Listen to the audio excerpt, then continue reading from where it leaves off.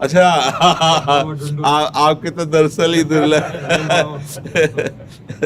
बड़ी कृपा आपकी, आज सुलभ हो गई बाबा।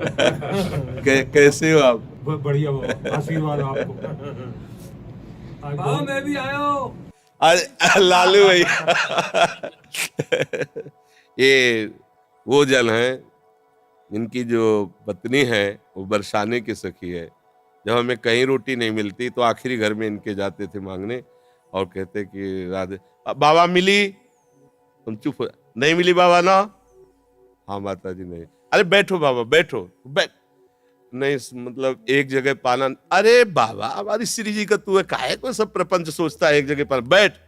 सालों प्राय मिलती ही नहीं थी शाम की रोटी, तो ये मतलब माँ जैसे प्यार करने या ब्रजवासियों का प्यार, मतलब अरे छोटे छोटे बच्चे ऐसा ये घेर लेते और बाबा ये प्रश्न, वो बाबा काशी की बात बताओ बाबा, मतलब ब्रजवासियों का जो प्रेम है ना वही भगवत प्रेम प्रदान करता है, ब्रजवासी कृपा।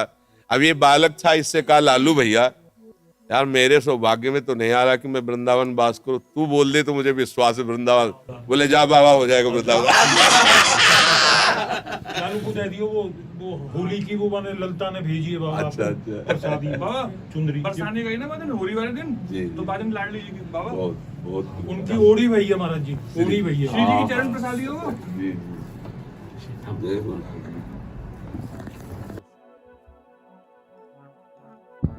अब कौन प्रश्न कर रहा था? वो इनका दरअसल वेला थे एकदम पुरानी याद आ गई कि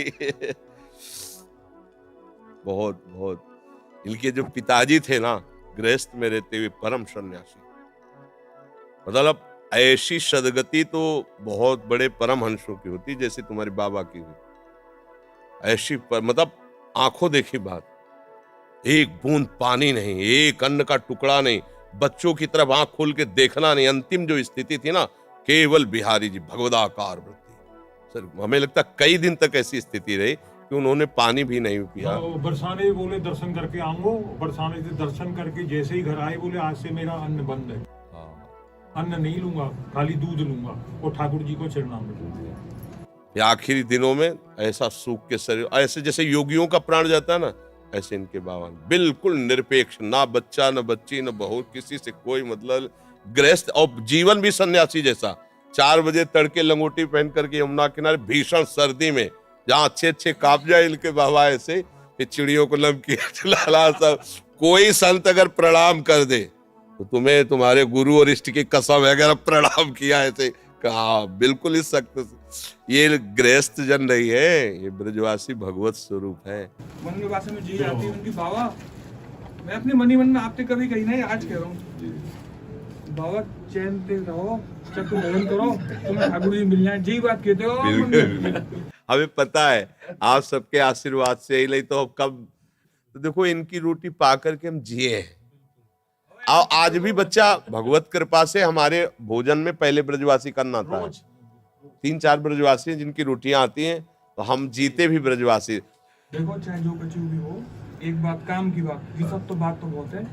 अब कोई दिन जब चिंतन में एकांत में बैठो तो एक बार बाबा श्री जी से ठाकुर जी से कह दियो कि तुम्हारा अधम बालक है, बाबा ध्यान रखियो। क्या ध्यान में रखना है उनको? बस ध्यान में जी रखियो बाबा कि हमारा जन्म व्यर्थ नहीं चला, वो तो पास है, वो तो व्यर्थ होला ही नहीं, ये तो पक्का। आप समझो जब आप खेलने खालने तो बड़े बड़े सिद्धों की चरण धूल पड़ी तहाँ तुम्हारा जन्म हुआ है, इस बात को तो भूल जाओ, तुम इस बात को भूल जाओ कि कोई गति या दुर्गति, ये किसी साधन वाला क्षेत्र नहीं है। भजन तो हुआ ना, उसकी चिंता भी मत करो। काहू के बल भजल को काहू के आचार, और ब्यास भरोसे कुंवर के सोवत पाव पसार। अगर आपको ऐसा है कि बाबा हमारे बिहारी जो हमारे, तो आप निश्चिंत रहो, पासबुक बनी बनी है एकदम, बस वो बैंक से निकालना है केवल, बिल्कुल पक्का समझो। वृंदावन में लिखो रहे ना, मेरा वृंदावन ऐसे मेरे बाबा। बाबा जो कहते ना ये इनके प्रकार चाहे कछु भी हो कैसे भी हो, कोई ना कोई संत भगवान स्वरूप में ऐसे ही 9 बजे तक दोनों लगे रहते। हमारे पिताजी कहते बाबा को बहुत दूर हाँ, सीढ़ी से उतरते चढ़ते 1 घंटा बाबा इनके आते, चलो बच्चों चलो जाले दो बाबा को जाले दो, और ये दोनों लगे रहते खड़े। अब ये चुप होते तो बैल प्रश्न करते। वीडियो के साथ तब तक सभी को बाय।